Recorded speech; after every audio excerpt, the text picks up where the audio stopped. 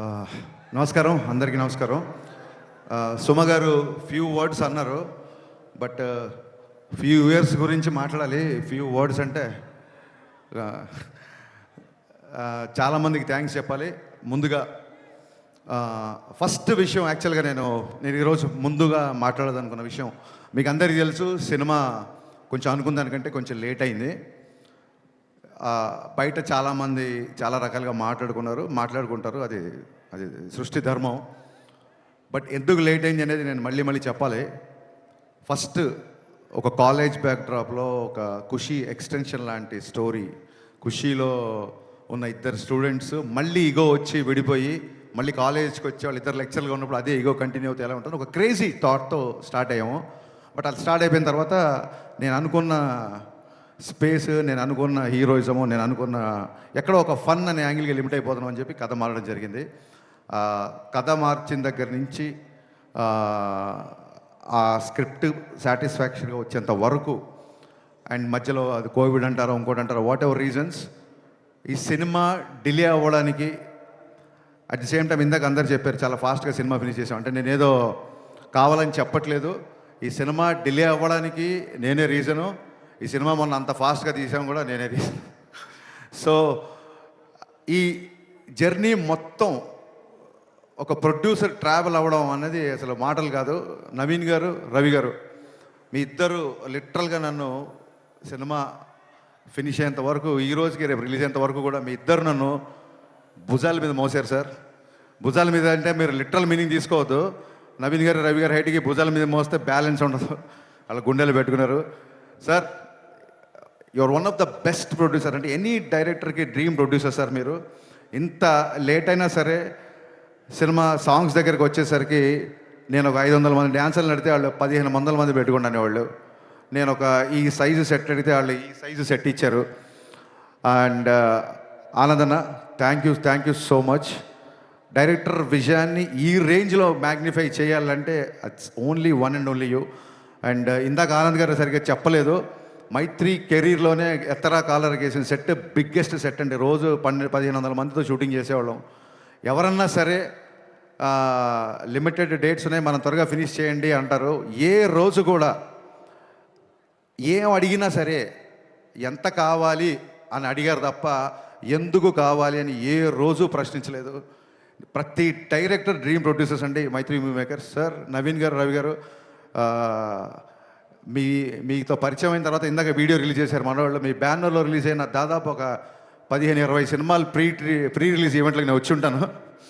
ఫైనల్గా నా pre release ఈవెంట్కి మీరు వచ్చారు అన్నట్టు చెప్పాల్సి వస్తుంది. Thank you so much sir. మీ ప్యాషన్కి, డైరెక్టర్ని మీరు ప్యాంపర్ చేసే పద్ధతికి మీకు తల వంచి సాష్టాంగ నమస్కారం చేస్తున్నాను. Thank you so much. ఇందాక నా రైటింగ్ టీం గురించి చెప్పాను, వాళ్ళందరికీ గురించి మాట్లాడారు. కళ్యాణ్ గారి సినిమాకి ఏముంటుందంటే, ఒక చిన్న టెక్నీషియన్ కూడా నేను కళ్యాణ్ గారి సినిమాకి పనిచేసాను అని వాళ్ళ పేరు ఇక్కడ వినాలనుకుంటారు. ఎవరి పేర్లైనా మిస్ అయిపోతే పాపం డిసప్పాయింట్ అవుతారు. సో నా రైటింగ్ డిపార్ట్మెంట్ ఆల్రెడీ పైకి వచ్చి మాట్లాడారు.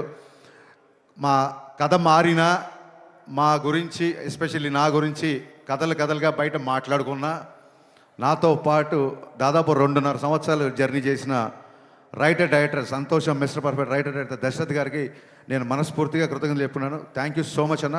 ఎప్పుడు నా పక్క నుండి నాకు ధైర్యాన్ని ఇచ్చావు. అలాగే మా రెబల్ రెడ్డి, నేను రమేష్ రెడ్డి గారి రెబల్ రెడ్డి అని పిలుస్తాను. గబ్బర్ సింగ్తో నేను ఆయన్ని ఆర్టిస్ట్ని చేశాను. ఎందుకంటే నా స్వార్థం ఏంటంటే 24 hours నా సెట్లో ఉంటాడేమో అని. ఆర్టిస్ట్గా బిజీ అయిపోయి నాకు రైటింగ్కే డేట్ లేవని స్టేజ్కి వచ్చాడు. మీ అభివృద్ధిని మనస్ఫూర్తిగా ఆహ్వానిస్తున్నాం sir. Thank you so much. మీరు ట్రైలర్లో రెడ్డి గారు ఈ బిల్డప్లే కొంచెం తగ్గించుకుంటే మంచిది అని కళ్యాణ్ గారు చెప్తున్నారు. ఆ రెడ్డి గారు ఎవరో కాదండి, మా రెడ్డి గారే, మా రమేష్ రెడ్డి గారు. అలాగే Praveen Varma, very talented writer. తను ఈ సినిమాకి అడిషనల్ డైలాగ్స్, నాకు డైలాగ్ విషయంలో చాలా హెల్ప్ చేశాడు. Thank you Praveen. అలాగే చంద్రమోహన్, నేను ఒక వెబ్ సిరీస్ ప్రొడ్యూస్ చేస్తే తను డైరెక్ట్ చేశాడు. అండ్ సార్, కళ్యాణ్ గారి సినిమా కదా, నేను మీ రైటింగ్ టీంలో జాయిన్ అవ్వచ్చా అని అన్నాడు. So Chandramohan, thank you, wonderful. నువ్వు ఇచ్చిన స్క్రీన్ ప్లే సహకారం, రచన సహకారం, thank you so much. Thanks a lot. ఇక నేను గబ్బర్ సింగ్ టైంలో చెప్పాను, ఇప్పుడు మళ్ళీ చెప్తున్నాను. స్క్రీన్ మీద నాకు పవన్ కళ్యాణ్ గారు హీరో అయితే, ఆఫ్ ద స్క్రీన్ మా దేవిశ్రీ ప్రసాద్ హీరోలాగా నాకు నిలబడ్డాడు. థ్యాంక్ యూ సర్జీ. ఎక్స్ట్రానరీ సాంగ్స్ ఇచ్చారు, నిజంగా కాల్ ఎగరేసుకునే మ్యూజిక్ ఇచ్చారు. Thank you so much. నేను ముందే చెప్పాను, ఆయన చాలా బిజీగా ఉన్నారు. బిజీ మూలంగానే ఇక్కడికి రాలేకపోయారు. ఆయన ఎంత బిజీగా ఉన్నారో మీరు అర్థం చేసుకోండి. అండ్ తమ్మన్ బ్యాక్గ్రౌండ్ స్కోర్ చేయడానికి కూడా సేమ్ ఇదే రీజను. మొన్న ఎత్తర కాలరా సాంగ్ రిలీజ్ చేసాము దేవి గారి పాపం, అప్పుడు కుదరలేకపోయింది. ఈరోజు కూడా ఆయనకి ఇక్కడ రావడం కుదరలేదు.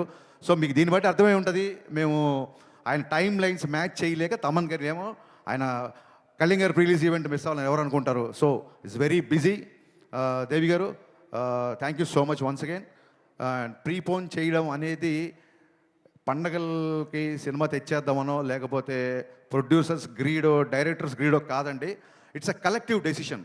ఒక్కసారి 19వ తారీఖు తెలుగు సినిమా లేదు అని చెప్పి ఇండస్ట్రీలో ఒక న్యూస్ రాగానే ఏకగ్రీవంగా డిస్ట్రిబ్యూటర్లు, బయ్యర్లు, ఎగ్జిబిటర్లు నాకు, రవి గారికి, నవీన్ గారికి ఫోన్లు కొడతానే ఉన్నారు. అది వెస్ట్ నుంచి ఎల్వీఆర్ గారు అవ్వచ్చు, మా కడప నుంచి శోభన్ అవ్వచ్చు, నైజాం నుంచి రాజు గారు, శిరీష్ గారు, హరీష్ ఎక్స్ట్రానరీ డేట్ ఒక 1 వీక్ అడ్జస్ట్ అయితే థియేటర్లు అన్నీ తెలుగు సినిమాతో నిండిపోతాయని ప్రతి ఒక్కళ్ళు సార్ ఈసారి పండగ పవన్ కళ్యాణ్ గారి సినిమాతో స్టార్ట్ చేద్దామని ఇంతమంది అడిగేసరికి ఆ రోజు కూడా మేము ఎగ్జైట్ అవ్వకుండా పోస్ట్ ప్రొడక్షన్ యొక్క డీటెయిల్స్ అన్నీ తీసుకొని ఎక్కడెక్కడ వర్క్లు ఎంతెంత బ్యాలెన్స్ ఉన్నాయి కనుక్కొని ఒక డే ఆగి అందరితో డిస్కస్ చేసి నెక్స్ట్ డే అనౌన్స్ చేసామండి యాక్చువల్గా. So it's a pure Telugu industry తీసుకున్న కలెక్టివ్ డెసిషన్. సో అన్ని ఏరియాల్లో డిస్ట్రిబ్యూటర్లు, బయ్యర్లు మాకు బాగా సపోర్ట్ చేస్తున్నారు. వాళ్ళ సపోర్ట్ అలాగే ఉంటుందని మనస్ఫూర్తిగా అందరికీ థ్యాంక్స్ చెప్తున్నాను. ఈసారి ఉగాది ఉస్తాద్ ఉగాది గుర్తుపెట్టుకోండి. Thank you so much. ఇకపోతే సినిమా విషయంలో టెక్నీషియన్స్ అయిపోయిన తర్వాత ఆయనంక బోస్ ఆయనతో నేను 4 సినిమాలు చేశాను. Thank you Bose for being my vision and thanks for being more than cameraman brother to me. అలాగే మా ఎడిటర్ కార్తికేయ రాలేదు ఇంకా, ఫైనల్ ఒక పోస్ట్ ప్రొడక్షన్ అంతా కొలికి వచ్చింది. ఓవర్సీస్ కాపీస్ ఇప్పుడు కాసేపట్లో బయలుదేరుతాయి. వాళ్ళందరూ అదే పని మీద ఉన్నారు, కొంతమంది రాలేకపోయారు ఇక్కడికి. And Parthiban sir, thank you so much for accepting this character. Actually your screen presence is more than magic and people are praising you in the trailer and I'm getting a lot of messages. Romba nandri sir, and you made my job very easy because you're also a legend director. So that is the advantage of casting a director, I feel. Thank you so much. There are a lot of betterments, there are a lot of one-liners, there are a lot of nice suggestions, and I hope your experience was a boon to me. At the same time, KS Ravikumar garu చాలా మంచి character చేశారు. The legendary director KS Ravikumar తమిళ్లో, ఆయన కూడా చాలా పెద్ద character చేశారు. Ravikumar sir, we are missing you in this evening. Thank you so much sir. Ravikumar garu support నేను మరవలేను. ఆయనకి ఏదైనా సీన్ చెప్పాలని, డైలాగ్ చెప్పాలని చాలా పెద్ద డైరెక్టర్ గారు చిన్న ఇనిబిషన్ ఉండేది. ఆయన మట్టుకు ప్రతి డైలాగు ఒక ఫుల్ స్టాప్ కామ ఆయన పలకాలన్న, బికాస్ తెలుగు కూడా కొత్త కాబట్టి ప్యూర్ ఆర్టిస్ట్ లాగా అంత పెద్ద డైరెక్టరు నన్ను డైరెక్టర్ సార్ అని పిలిచినప్పుడు నిజంగా పులకించిపోయాను. Thank you sir, thank you so much. మీ ఇద్దరికి శిరస్సు వంచి నేను నమస్కారం చేస్తున్నాను for being in this film. Leela, నీ మామూలు కాదు నీ గోల, అసలు నీ ఎనర్జీ, దాన్ని ఏమంటారు, ఇన్ఫెక్షన్స్ అంటారు చూసావా, అంత ఇన్ఫెక్షన్స్ ఎనర్జీ. మీరు కూర్చోవచ్చు పర్లేదు, ఇప్పుడు కెమెరా ఏం ఆనలేదు. అద్భుతమైన పర్ఫార్మర్. చాలామందికి లీల గారు అనగానే డ్యాన్సులు గుర్తొస్తాయి. ఆవిడ డెఫినెట్గా చాలా మంచి డ్యాన్సర్, నేను చెప్పాల్సిన అవసరం లేదు. బట్ ఎలాగో డ్యాన్సులు చూసేశారు కదా, ఆ అమ్మాయి పర్ఫార్మెన్స్ కూడా చూపిద్దామని చెప్పి ఇందులో ఒక మంచి క్యారెక్టర్ రాశాను. Very cute character. అమ్మాయి క్యారెక్టరేషన్ చాలా చాలా బాగుంటుంది. ఇందాక సుమగారు అడిగారు, సుమగారు అడిగారు అక్క మరి నువ్వు మా హీరో గారు అప్పట్లో ఇప్పట్లో అనగలేంది, మరి మిమ్మల్ని అక్క అనకూడదా? ఏమండి, మనం మర్చిపోతామేమన్నా? మనని మన హీరోని ఏమనంటే మనం మర్చిపోతామా? సో మీకు చెప్పాలి, ఎందుకంటే ఈ సాంగ్ దేఖ్లేంగే చాలా, అంటే లీల గారి డ్యాన్స్ లేదని చెప్పి మీలో చిన్న కొద్దిపాటి అసంతృప్తి చూసాను నేను. ఆ సినిమాలో సిచ్యువేషన్ ఏంటంటే, లీల గారు కొంచెం లైఫ్లో చిన్న లో ఉన్నప్పుడు, మీరు లిరిక్స్ అబ్జర్వ్ చేస్తే చిన్న లో ఉన్నప్పుడు, నీ పెదవిలోన ఉన్న జాగా నువ్వు నవ్వుకోవడానికేగా, నీ కాలి కింద ఉన్న నేల నీ సొంతం అంటే నమ్మవేళ. ఇది పోలీస్ గ్రౌండ్స్, ఇప్పుడు సొంతం అనుకోకండి, ప్రాబ్లం అయిపోతుంది. సో ఒక ఇన్స్పిరేషనల్ సాంగ్. అంటే చాలామంది అడుగుతున్నారు కేవుకేక అని. బ్రదర్స్, ఏమన్నా మన ఇంటర్వ్యూలో చెప్పాను, మీ అందరికీ చెప్పాలనుకుంటున్నా, కేవుకేక పాట పరిస్థితులు వేరు, ఇప్పుడు పరిస్థితులు వేరు. ఇప్పుడు కళ్యాణ్ గారిని పెట్టి ఒక ఐటమ్ సాంగ్ చేయాలన్న ఉద్దేశం నాకు ఏమాత్రం లేదు, ఉండదు. కానీ ఆయన డ్యాన్స్ మీకు కావాలని నాకు తెలుసు. డ్యాన్స్ ఉందా లేదా? కాలర్ ఎత్తి స్టెప్ వేశారా లేదా? ఈ కాళ్ళు కదలాలని చెప్పి మనం ఏళ్ల తరబడి నుంచి వెయిట్ చేస్తున్నామా లేదా? నేను ఇప్పుడు కళ్యాణ్ గారిని చూడను, ఆ ధైర్యం నాకు లేదు. డ్యాన్స్ గురించి మాట్లాడుతున్నప్పుడు నేను మిమ్మల్నే చూస్తాను కాసేపు. సో అలాంటి సిచ్యువేషన్లో వచ్చిన సాంగ్, ఒకటి డ్యూయట్ అయినా ఒకటి మాస్ సాంగ్ అయినా, నా లిరిసిస్టులు ఇద్దరు ఇక్కడే ఉన్నారు, భాస్కర్ భట్ల గారు, కాసేల శ్యామ్ గారు. ఈ 2 పాటల్లో మీరు అబ్జర్వ్ చేస్తే మీరు ఏ పని మీద వెళ్ళినా ఒక మోటివేషను, ఒక ధైర్యము, ఒక విజన్ ఇచ్చే పాటలు ఈ 2 పాటలు. మందుబాబులో అని అందులో పాట ఉంది. ఇప్పుడు ఏంటంటే నైట్ తాగిన మందు పొద్దున్న దిగిపోతే ఎక్కే దిగే కిక్కులోన వచ్చేది ఏముంది. అలాంటి కిక్కు మనకెందుకు, సచ్చేదాకా కిక్కు ఉండాలి. ఏదైనా కిక్కు ఉంటే సచ్చేదాకా ఉండాలి. అలాగే ఎక్కి తొక్కేటెవుళ్ళే ఉన్నా తగ్గేది ఏముంది. పొద్దున్న లేచి it's not just film industry, it's not just politics అండి. మనిషి బయటికి వెళ్ళాలంటే ఎక్కే తొక్కేటోళ్ళు అంటే అది మనుషులు అవ్వచ్చు, సర్కమ్స్టెన్సెస్ అవ్వచ్చు, పరిస్థితులు అవ్వచ్చు, ఏదన్నా అవ్వచ్చు. ఎప్పుడు నీకు ఒక రిపల్సివ్ ఫోర్స్ ఆపోజిట్ ఉంటూనే ఉంటుంది.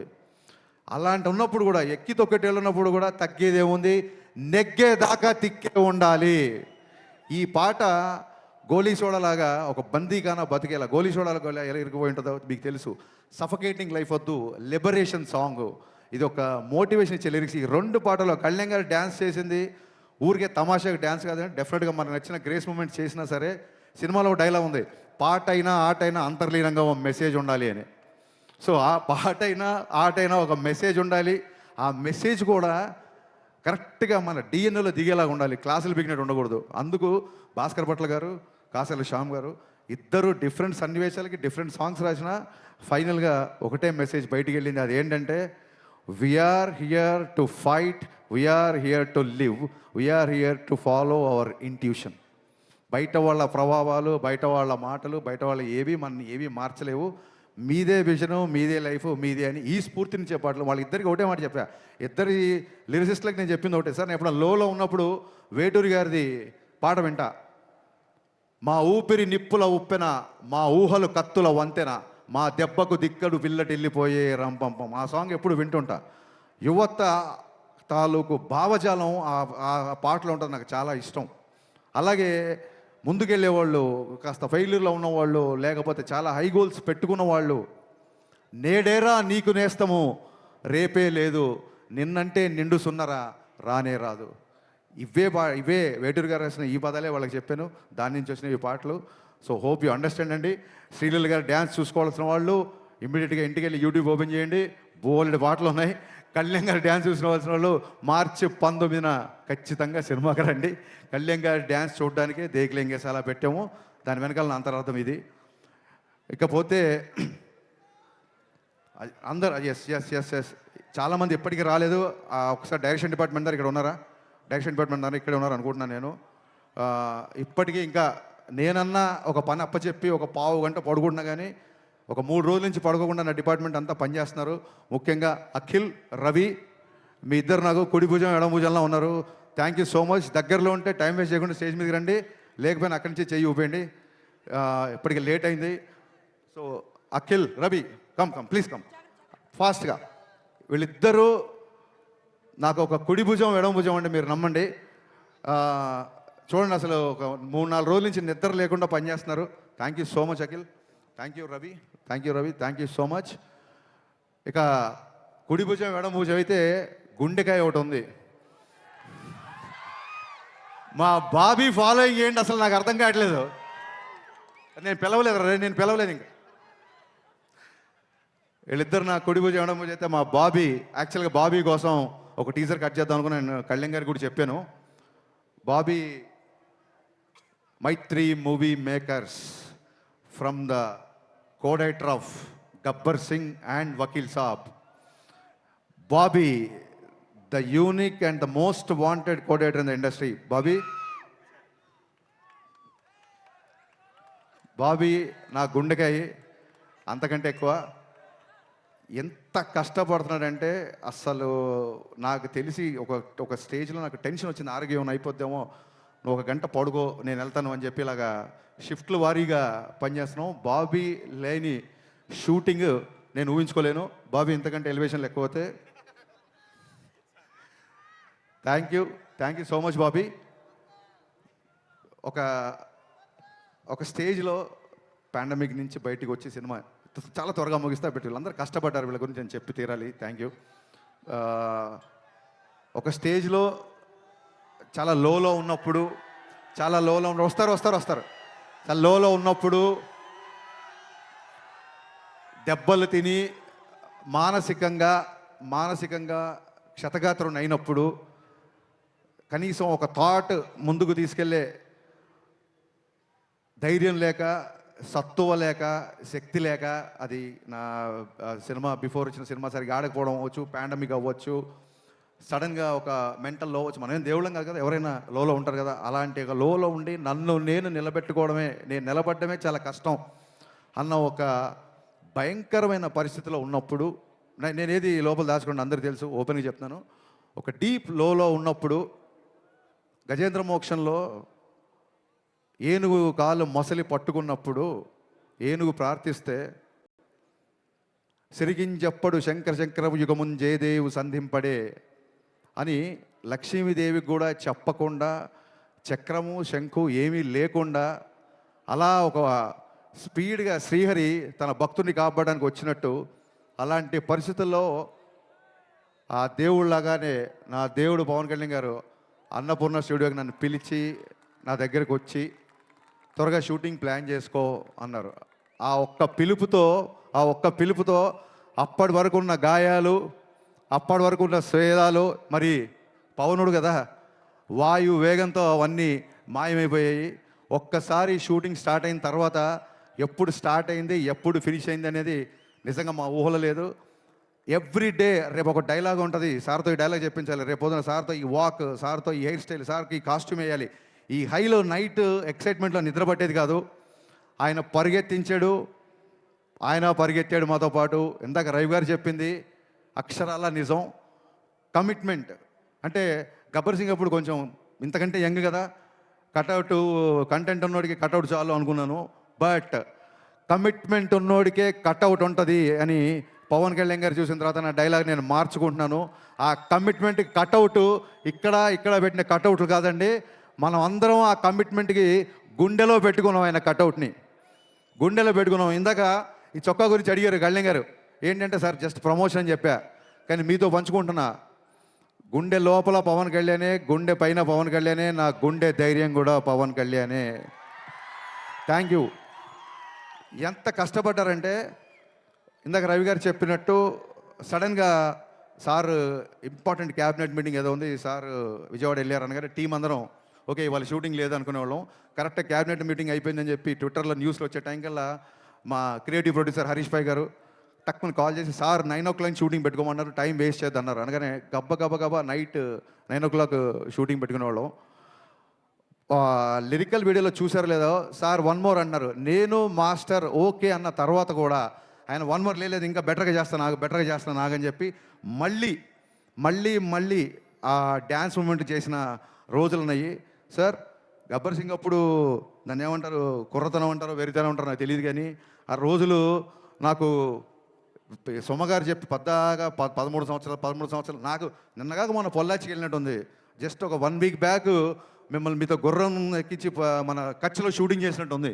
ఎవ్రీ మెమరీ నాకు ఉంది. మన జీవితంలో అన్ని రోజులు మనకు గుర్తుండవు. 10th class పాస్ అయిన రోజు, అమ్మ నాన్న మనం మెచ్చుకున్న రోజు, గబ్బర్ సింగ్ రిలీజ్ అయిన రోజు, ఇలాంటివే బాగా గుర్తుంటాయి. అలాంటి వండర్ఫుల్ ఎక్స్పీరియన్స్ ఈ షూటింగ్లో ఆయనతో ఉన్న నాకు జర్నీ.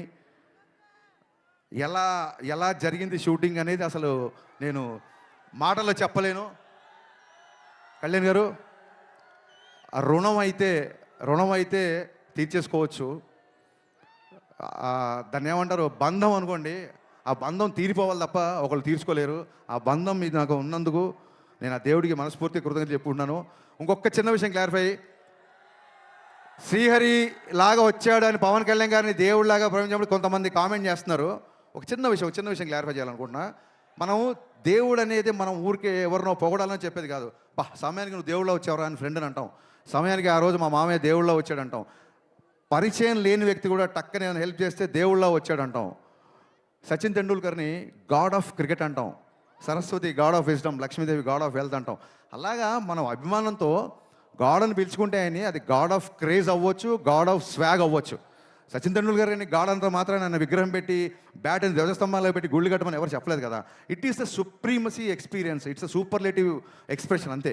అంతకు మించి ఎవరినో ఏదో కామెంట్ చేయాలని కాదు, ఎవరు నొచ్చుకోవాలని కాదు. సార్ మాటలు రావట్లేదు. ఈ సినిమా ప్రాణం పెట్టి పనిచేశారు. మన వాళ్ళందరూ మీ మాటలు వినాలనుకుంటున్నారు. నన్ను ఇంతసేపు భరించినందుకు, సహించినందుకు, మళ్ళీ ప్రేమించినందుకు thank you so much. March 19th ఈసారి ఉస్తాద్ ఉగాది. Thank you.